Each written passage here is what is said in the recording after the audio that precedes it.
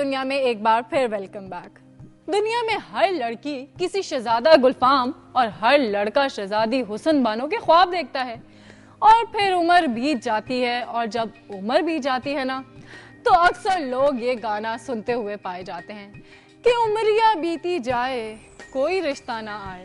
भाई अब उन्हें कौन समझाए कि शहजादे और शहजादियों का जमाना बीत गया है। अब तो पहला मुनासिब रिश्ता मिलते साथ ही शादी कर लेनी चाहिए ताकि आपके पीछे लाइन में लगे हुए लोगों की भी बारी आ जाए।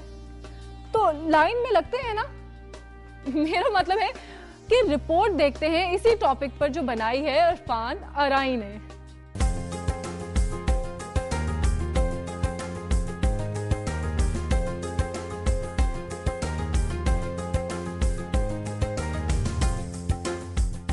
कहते हैं कि जोड़े आसमान पर बनते हैं, मगर फिर भी हर लड़की का ख्वाब होता है कि ऐसा शरीके हयात मिले जो जिंदगी भर साथ निभाए।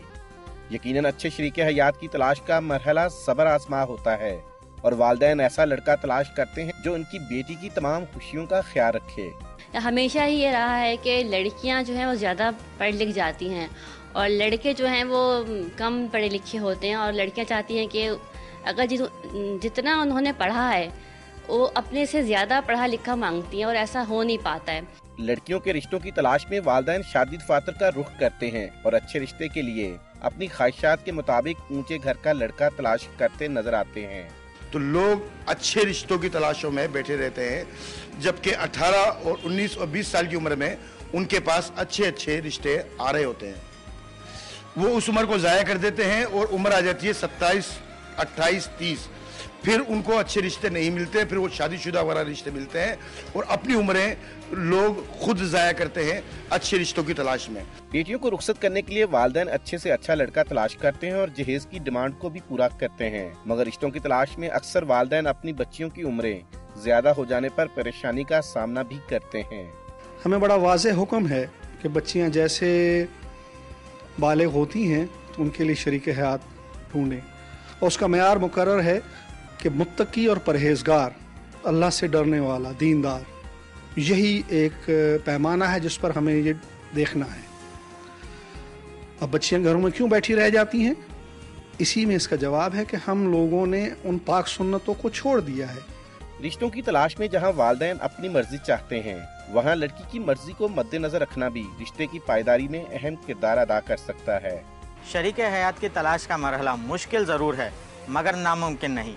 कैमरामैन आमिर ज़ैदी के साथ इरफान अराई, दुनिया न्यूज़, हैदराबाद। जब बात हो कहने की तो दिल करता है बहुत कुछ कहने को, और जब बहुत कुछ कहने को दिल करे तो कोई ना कोई तो पास होना चाहिए ना सुनने के लिए। चलो कोई पास हो ना हो, मोबाइल तो पास हो तो किसी और की जरूरत ही क्या है, किसी से भी बात कर लीजिए।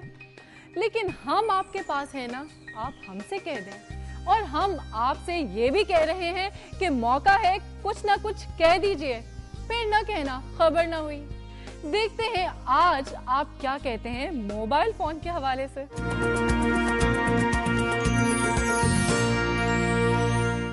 मोबाइल पे जो इंटरनेट यूज़ कर रहे हैं उससे एक्सेस ज़्यादा हो गया है, ज़्यादा जो है लोग राब्ता कर लेते हैं अच्छे तरीके से, और बस मतलब एक अच्छी चीज़ है। और इसका नेगेटिव भी पहलू है, अगर आप पॉजिटिव भी देखें नेगेटिव भी देखें, दोनों है।